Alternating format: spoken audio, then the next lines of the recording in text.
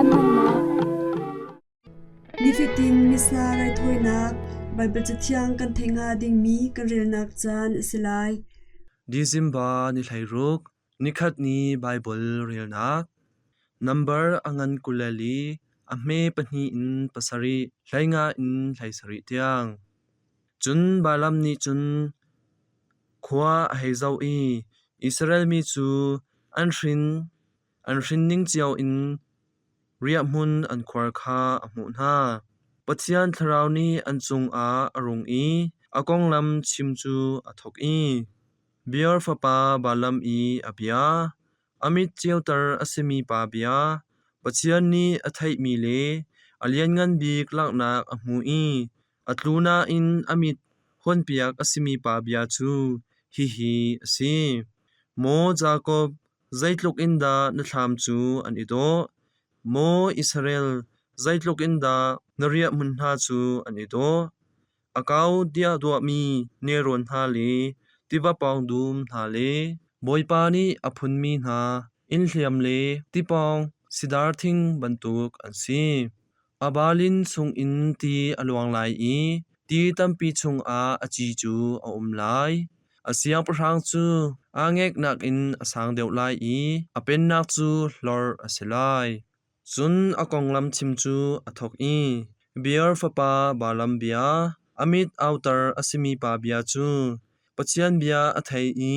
chungnung bik ngalnak angal I alian ngan bik laknak amu I atlu I siman selo amit hu asilau mi bia chu hi ansi ama chu kamu siman selo atu I asiban tukhi asilo ama chu kazau siman selo atu naite I asiban tukhi asilo Jacob chung in arfi pakhat achuak lai I Israel chung in boifong pakhat achuak lai Mob chal chu akwai lai I sit fapalin ha chu anden din ha lai boy papia si thong tabia rel nak mathai angan kule khat amme kule thum in kule sare abet lang pi ahon nol inda natwa Jisu chu biak a khan ara than I achon piak na lew a khan tlang boy upa pol le juda mi hroi tu pol kha an ra I zainol inda hi thil hi natwa na ahawni da chu nol chu an pek tia an hal Jisu ni chun bia pakhate kan halve na lai I nan kali a chun zainol inda hi thil chu katwa na ti kha kan chimve na lai Johan tipil pek na kha pathian sin in mo si minong sin inda tia ale na Zaitinda kan le lai ti nak cha a khan pakhale pakhat anit al langmang I pathian sin in kan ti a chun zaicha da nazum kun lo akan ti lai minong sin in kan ti a chun Johan chu prophet asi tia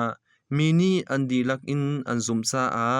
zaitinda kan chung a an to lai ti kha phan ok kan sifon anti chu cha a kan hal lo tia an le chun ani zong ni kai zong ni zainol inda hi thil hi katwa ti kha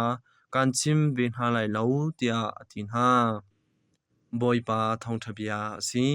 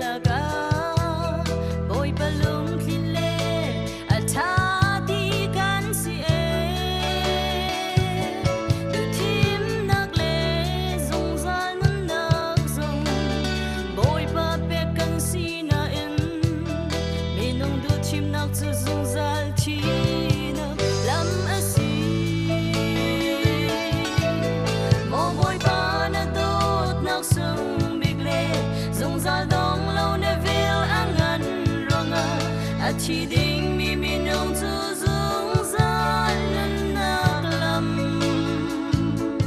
ana kan shwa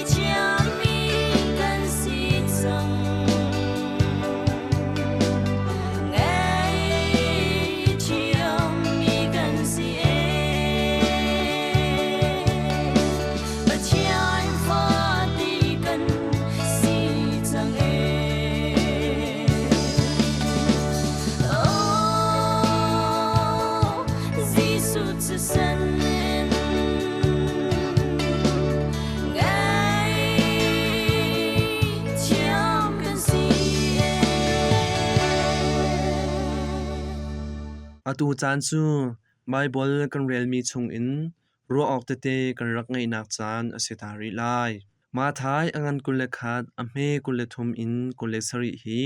non ngai na kong ni jisu le byak nak lai roi tu na kan lak I adong nak boi na kong achimi Bible chang pakhat ase he thong thabia chung in hlom te ruati na usi ni hin ni cha a kan rel mi chung in non ngai nak to sar nak wal ti nak le toidor nak ti in ro ok te an biak nak lei roi tu na ni jisu kha anol ngai nak rampi he petlai in bia an hal I jisu ni tipil pe tu johan tipil nak chu wan chung in mo arami asi minong sin inda asi tia hal than ha biak nak lei roi tu na chu jisu I bihal than nak kha an thei tika longre thai nak le bele ok thai lo in an chun bia kan le asia chun kan pa sol lai tia an rua I adong nak a chun jisu chu bia an le tu lo jisu ni fapa pani bena bia zong kha biak nak le roi tu na I an zum nak tak tak langtar ok a amhan than bena bia ni achimi chu apa halmi katwa lai atina in atwa lomi fapa le katwa lai lo atina in atwa tak tak mi fapa kong kha si jisu nol ngai nak chu atwa sar nak ni afetar chu a chun dam nak thian nak le mit mu than nak na atel chu cha a bia sa so men nak in to sar nak hi o thang deu in thai ase zongjal ti mi zong kha fiang te in kan mu kho biak nak lei roi tu na chu taksa si nak in an ngai mi ana le chowa sung lai nak cha a ti pha nak le an ma nongai nak kelven du nak longthin law in anong mi an si zong kha mu kho ase Jesu tu chu amin than nak a shok khau mi asi man a ti nak ngai lo in thil dik mi kha aman ning in achim zong zal tu ase sual nak atwa mi le apol hlomi na chu nongai nak sang bik angai mi Jesu pathian he ani tontik chan pau a tang a thak an silo a niam tar an se zongzal kaulai krifa mi na sin a mu ok ase zongzal mi chu toidor thiam nak lungthin ngai ding kha sko chu chu Jesu shrim ni pa pathian non angai nak le pathian bia kha tang dor nak lungthin he a chaulan zongzal cha a asi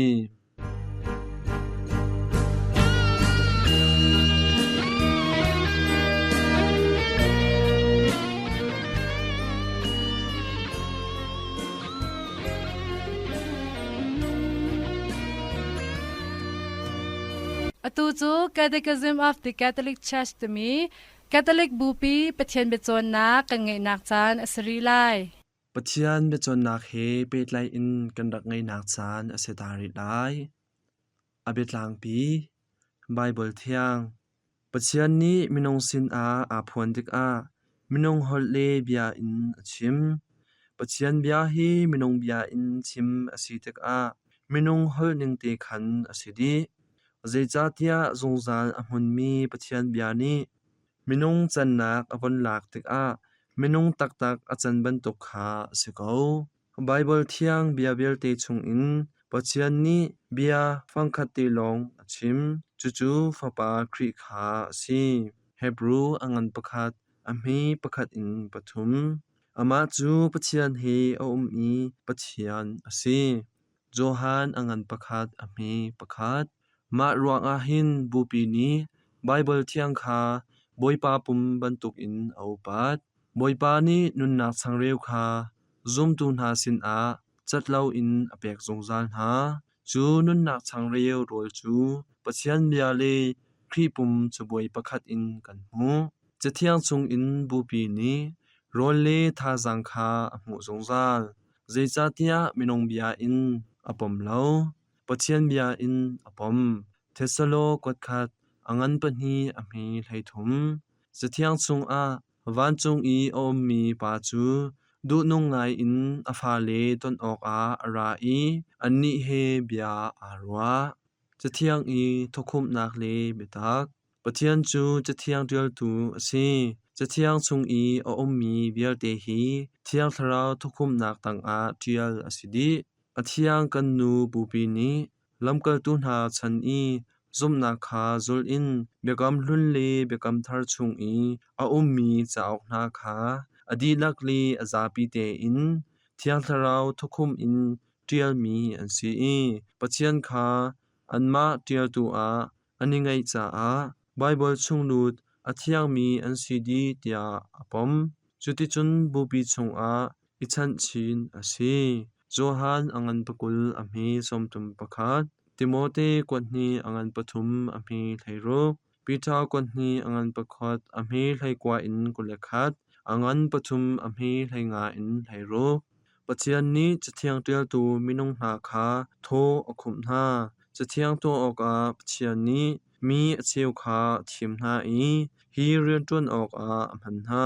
an phim nak velte kha amhan tar na I anma mang in anma chung in ama ni rian tuan thokum mi chaok na ni betak kha achon piak chu asi cha a chathiang tel tu na ni an fe tar mi kha thiang thrau ni a fe tar mi tia zum ase chathiang ni fakte felte le pal nak lo in pathian akan khap nak betak kha akan chon piak ti kha kan zum chulong selo in khri zum nak chu cha uk biak nak phung asilo chatial min hol kholo mi phung zong asilo siman selu minung achang mi le anong mi pathian bia biak nak phung ase sing banner ni achimi chathiang hi chathi asilo anong mi pathian amon zongzal mi bia asimi khri ni thiang tharau thong in chathiang mia theithiam ok a kan lung thin in ka hun luka ngan kulali a me kulanga